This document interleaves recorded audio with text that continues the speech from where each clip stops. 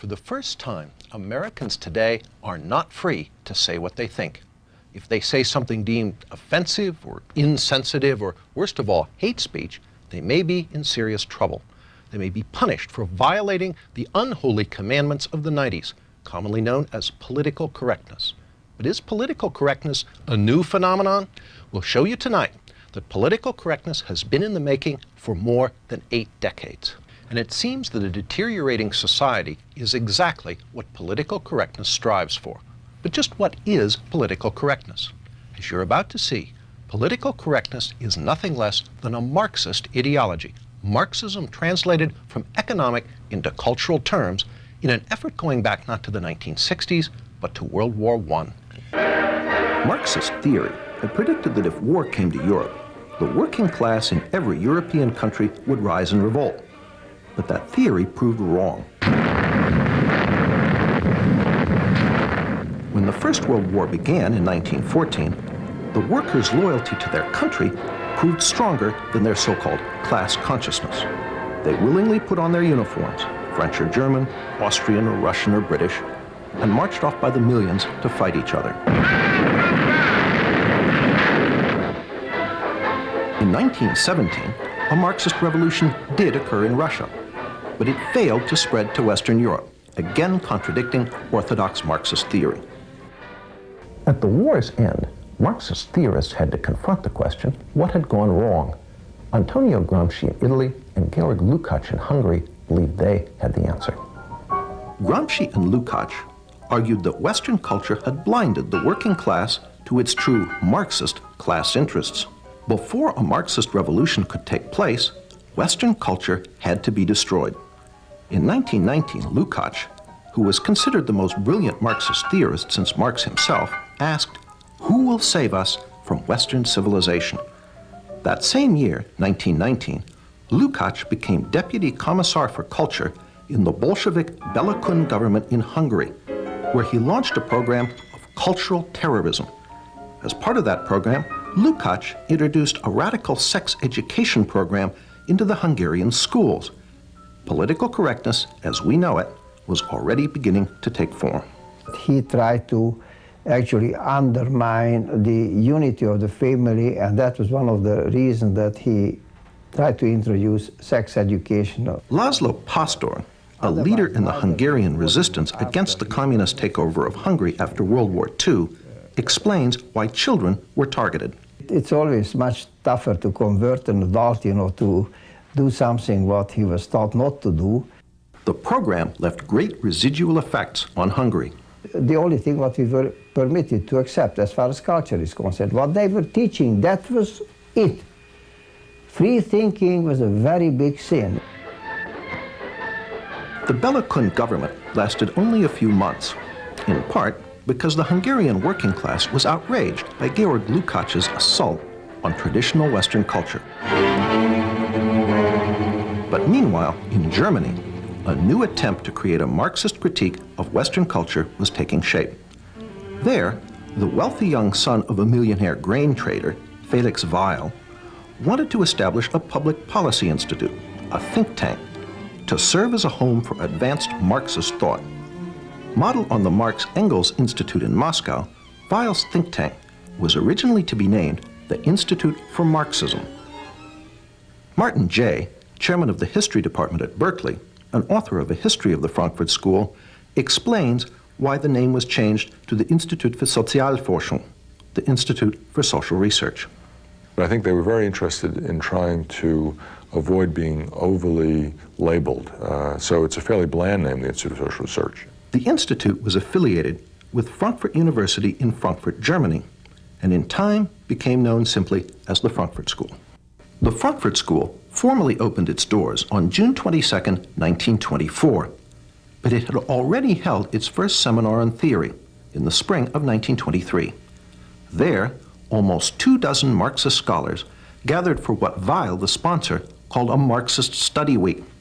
One of the participants was Richard Sorge, later a famous Soviet spy. Another was Georg Lukács. Lukács' writings on culture were the basis for much of the program. Almost half of the participants in this Marxist study week would later be affiliated with the Frankfurt School. Following Lukács's lead, the Frankfurt School would be the vehicle that translated Marxism from economic into cultural terms, giving us what we now know as political correctness. The Frankfurt School's first director was an Austrian Marxist economist, Karl Grünberg. Grünberg's principal effort was to firmly establish the Institute's Marxist nature. In his inaugural address, which opened the Institute's new building in Frankfurt, Grünberg said, "It has been our intention here from the outset to maintain uniformity in the way we look at problems and go about solving them.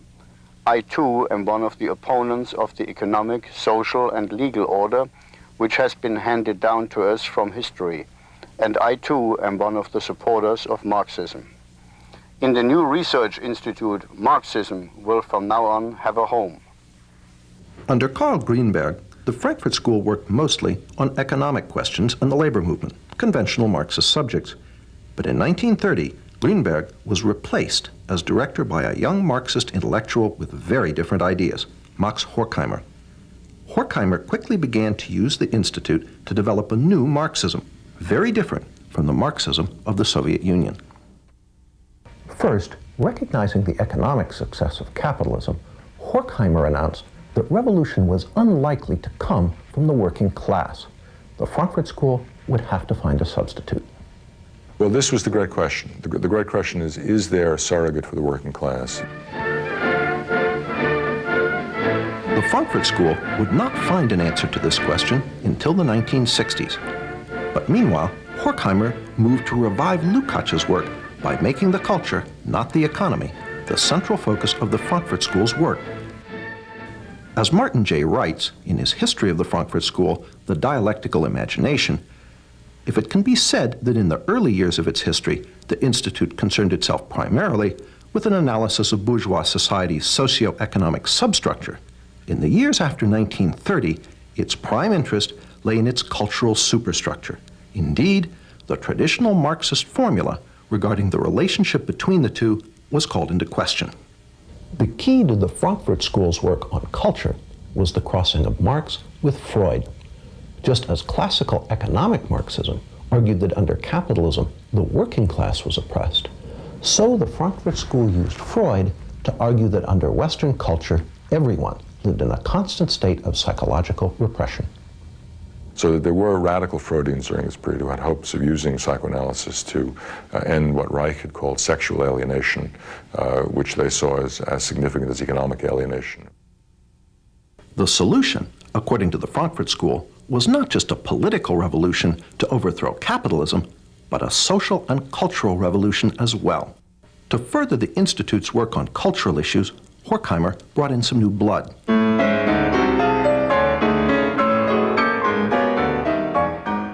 The new members included a sometime music critic, Theodor Adorno.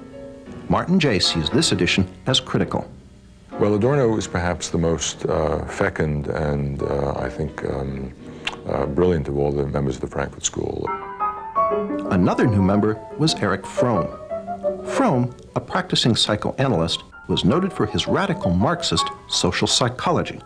He pioneered the concept of sexual liberation and gender politics. According to Martin J., in Fromm's view, masculinity and femininity were not reflections of essential sexual differences. They were derived instead from differences in life functions, which were in part socially determined. Another piece of political correctness was falling into place. In 1932, Herbert Marcuse became a member of the Institute for Social Research. Marcuse would ultimately become the most important member of the Frankfurt School for the development of political correctness. In the 1950s and 60s, Marcuse would complete the translation of Marxism into cultural terms and inject it into the New Left. Martin J. sums it up. In which Marcuse in the United States represented the most radical inclinations of the school, in a sense continuing the work they had done in the 1920s and into the 30s, a work that was inspired by Marxist Hegelian philosophy, very interested in the crisis both of capitalism and liberal democracy, trying to find alternatives to the working class. As we've seen, the Frankfurt School, Marxist in origin, wanted to create a cultural revolution against Western society. And in the 1930s, they took their important first step. In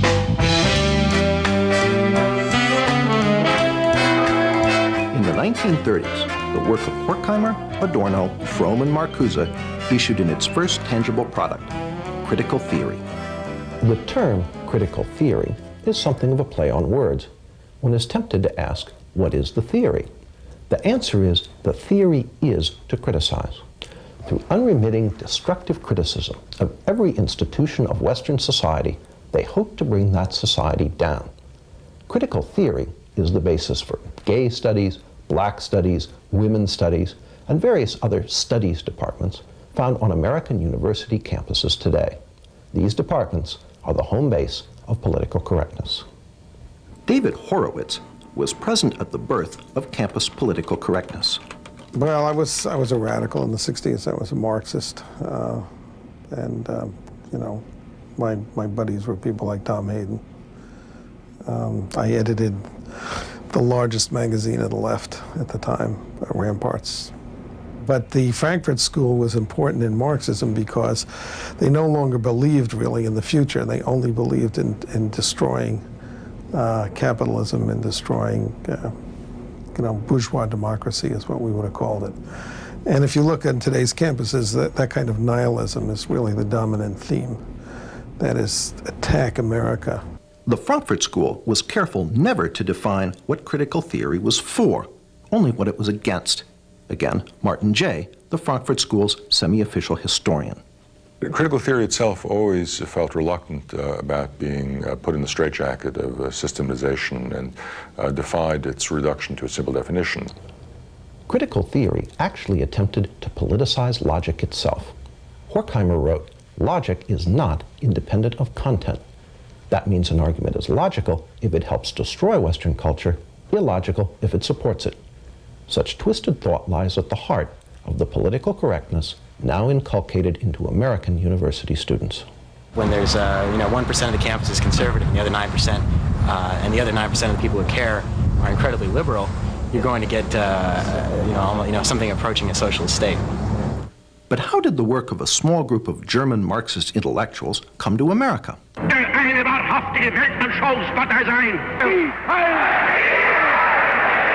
1933, when the Nazis came to power in Germany, the Institute for Social Research fled.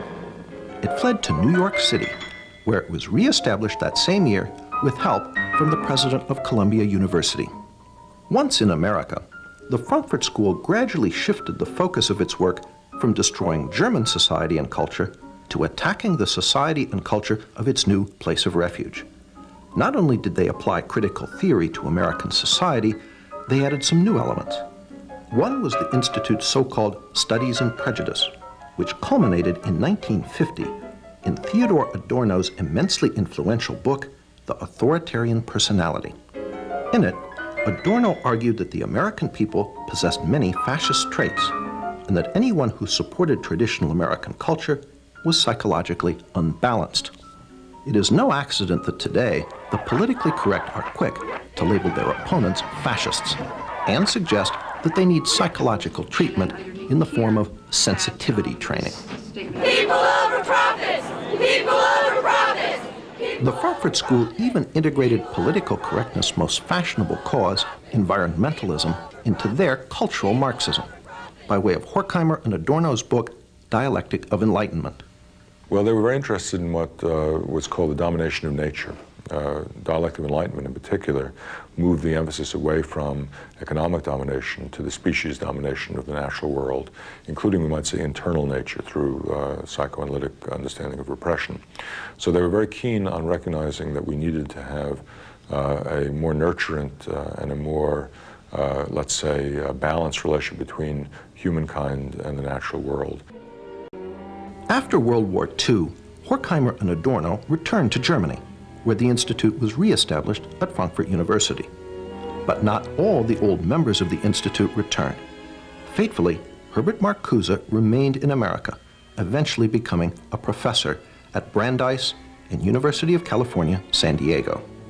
Marcuse labored to finish the intellectual work begun by Horkheimer, Adorno, and Fromm in the 1930s. Marcuse, on the other hand, remained in the United States, and during the 50s and 60s developed some of their earlier ideas, merging Freud and Marx, interested in aesthetics and interested in cultural, let's say, tendencies towards what he would call negation, which were usable in a campaign to call into question the what Antonio Gramsci would have called hegemony of capitalist bourgeois culture. And Marcuse became, of course, the so-called guru of the New Left. It was Marcuse who finally answered the question posed by Horkheimer in the early 30s. Who could substitute for the working class as an agent of revolution? So you had to find some new constituency, whether it was students or blacks or women or gays or whatever it was. And Marcuse had a fluid Marxism that fit into this. Martin Jay confirms the role of the Frankfurt School in creating the victim groups that constitute the politically correct coalition. But the working class wouldn't play the hegemonic role that traditional Marxism had expected from it. And so students, blacks, other minority groups, women, and so forth were, they hoped at least, able to come together. Of critical importance for the injection of the Frankfurt School's work into the student rebellion of the 1960s was Marcuse's revival of Fromm's notion of sexual liberation. Marcuse, however, was the main conduit of ideas. But Marcuse had written one important work in the 1950s called Eros and Civilization, a work which attempted to rub Freud against the grain and come out with a radical, even utopian reading of psychoanalysis. And that, combined with Norman O'Brown's Life Against Death, had a great impact on the counterculture and on emphasizing a libidinal element. Marcuse's Eros and Civilization condemned all restrictions on sexual behavior, calling instead for polymorphous perversity. Instead, it argues that at certain early developmental levels of the human psyche, there was a potential for sexual expression, sexual pleasure, which had not yet been organized into the restricted notions of heterosexual sexuality, and that these had some sort of capacity to be reinvigorated. Polymorphous perversity helped open the door to aspects of political correctness, such as gay liberation.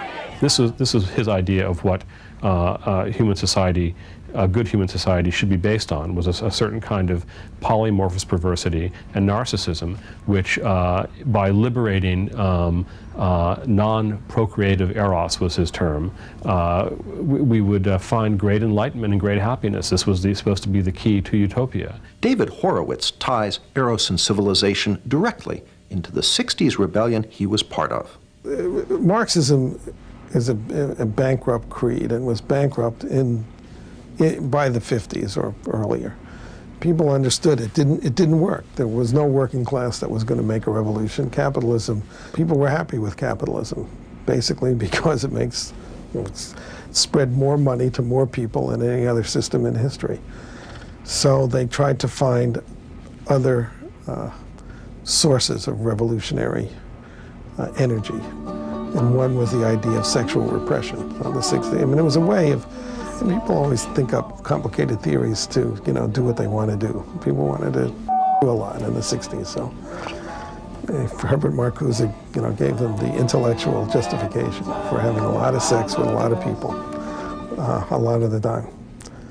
That's what Eros and Civilization, that's the title of his famous book on it, is about.